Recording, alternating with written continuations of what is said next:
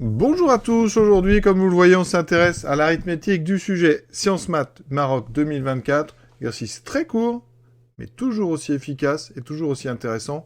Vraiment, ces sujets de Maroc, je les aime beaucoup. Donc on prend deux nombres entiers premiers distincts, P et Q, R un entier naturel, premier avec P et Q. Il y a trois petites questions préparatoires à une question qui est assez sympa finalement. Alors c'est pas très difficile, mais il faut avoir les bonnes idées. Hein. Et donc, ça, vraiment, ça donne envie d'aller faire cet exercice. Donc, on est parti avec une première question qui est du cours. Hein, ceux qui connaissent bien leur cours d'arithmétique ont reconnu le théorème dont il est question. Donc, on est parti avec un petit corrigé, hein, en essayant, comme d'habitude, d'être rigoureux au maximum. Et pour une fois, eh bien, on peut dire que, par exemple, les élèves de France qui font terminale maths expert, c'est un exercice qui peut leur être proposé. Bah, c'est loin d'être évident, hein, sur notamment la question 2, oui, il faut bien utiliser ce qu'on a fait avant, mais c'est, on va dire, le contenu est vraiment au programme de terminale maths expert avec un premier théorème, le petit théorème de Fermat. On prend un entier premier, un nombre A premier avec P, on écrit ça comme ceci, hein, PGCD2 avec P vaut 1, eh bien, il se trouve que A puissance P moins 1 est congru à 1 modulo P.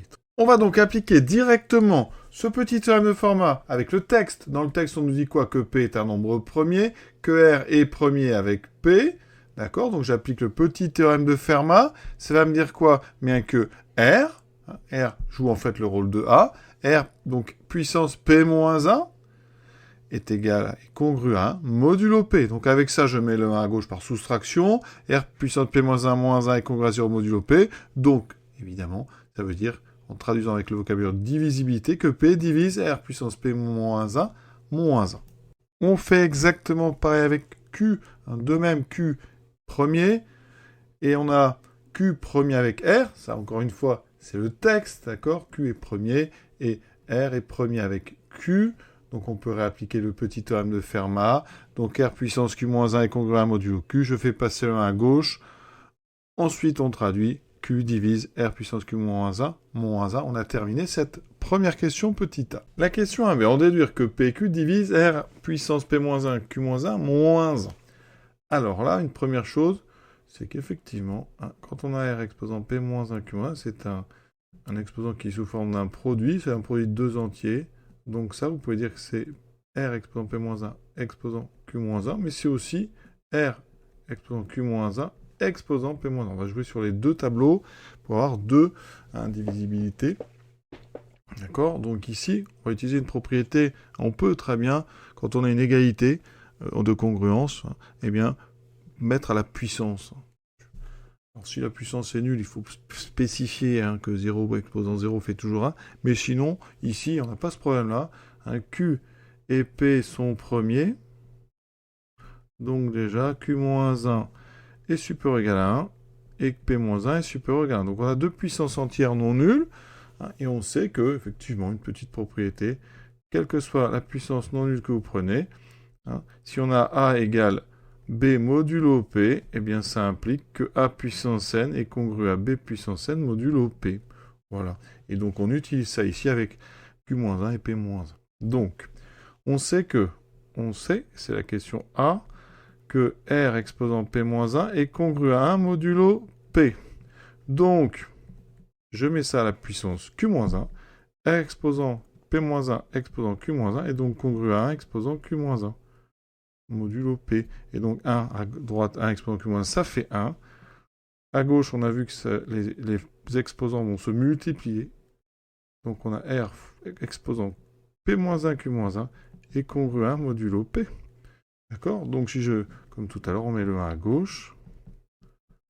Et on vient de montrer que ça faisait 0 modulo P. Donc, encore une fois, P divise R exposant P-1, Q-1, moins 1. Et on va faire pareil avec Q. Pour la rédaction, de même, on a donc R exposant Q-1 congru à 1 modulo Q. Ça, on l'a démontré en petit a. On met à la puissance P-1, on a dit, c'est une puissance non nulle, entière, positive. Donc ça veut dire qu'à droite, on aura 1 exposant P-1 qui vaut toujours 1. Et ici, on a le jeu des puissances qui fait que ça fait R exposant Q-1 fois P-1. Comme c'est une multiplication, ici on a changé l'ordre, d'accord?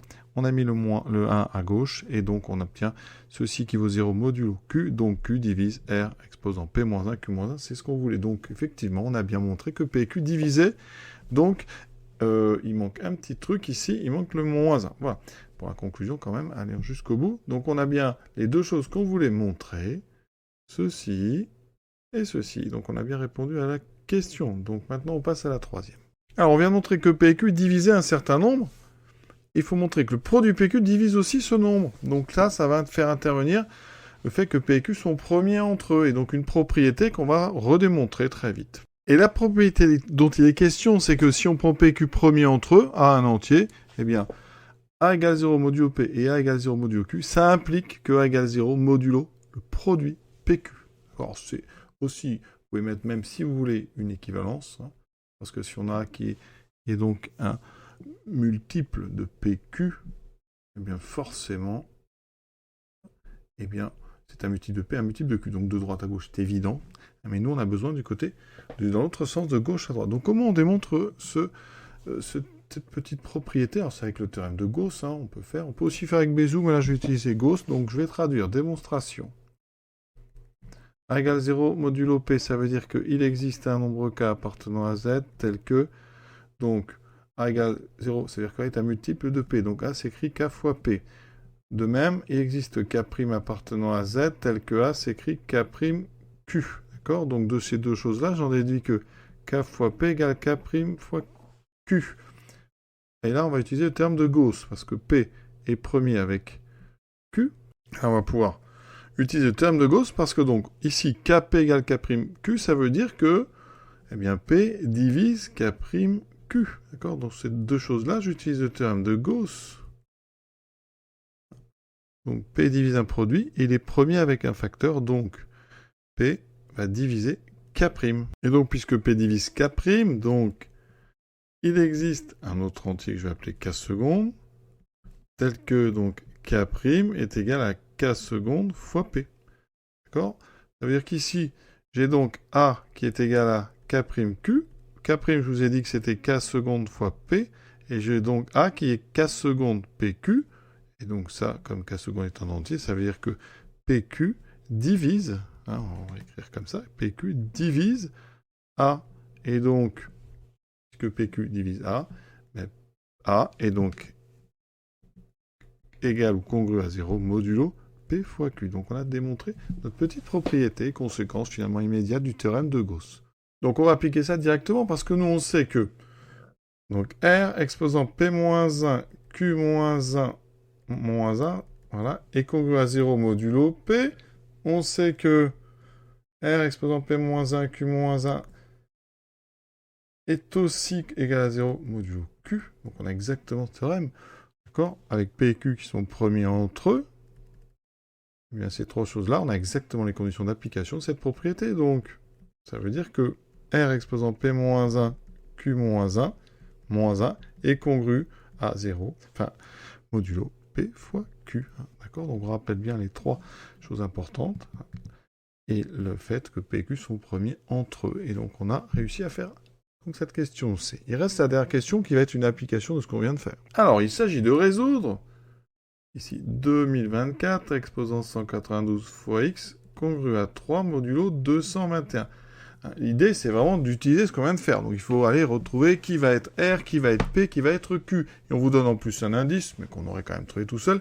L'idée, c'est d'aller décomposer 221. Donc, 221, c'est 13 fois 17. Donc, dans l'idée, certainement, on va essayer de prendre P égale 13, Q égale 17. D'accord? Ça veut dire que l'exposant P-1, Q-1, sera donc 12 fois 16, et quand vous calculez 12 fois 16, ça fait 192. Et là, il y a un 192, d'accord? Donc ça veut dire que là, on est en train de résoudre quelque chose qui s'écrit 2024 fois P-Q, Q-1, alors ici, il y a un X, égale à 3, donc modulo, donc P fois Q. Donc vous voyez qu'on est quand même déjà dans l'ambiance.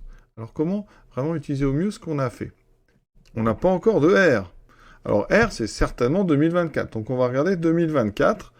Alors 2024, on le décompose. Alors il y a deux façons de faire exercice. Soit vous réduisez 2024 modulo 221, en disant par exemple que 2024, c'est 9 fois 221 plus 35.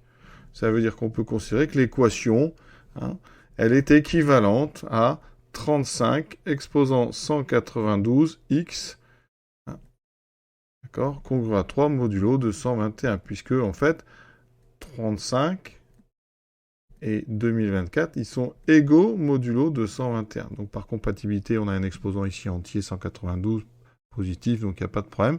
Vous pouvez remplacer ici le 2024 par le 35. Ça ne change pas le raisonnement, ça diminue la taille du 2024.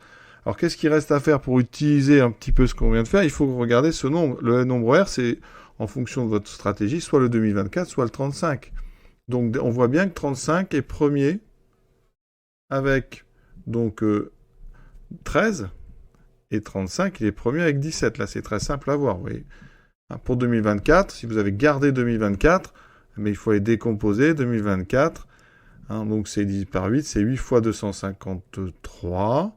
Et 253, et 5, c'est la somme de 2 et 3, c'est un multiple de 11. Donc on a 8 fois 11 fois 23. Et on voit bien que dans 8, 11 et 23, il n'y a aucun facteur premier commun avec 13 et 17. Donc 2024 est premier avec 13. Et 2024 est premier avec 17. Donc on peut utiliser le 2024 ou le 35 indifféremment.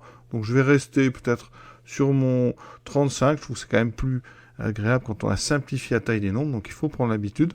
Donc on va travailler avec le 35.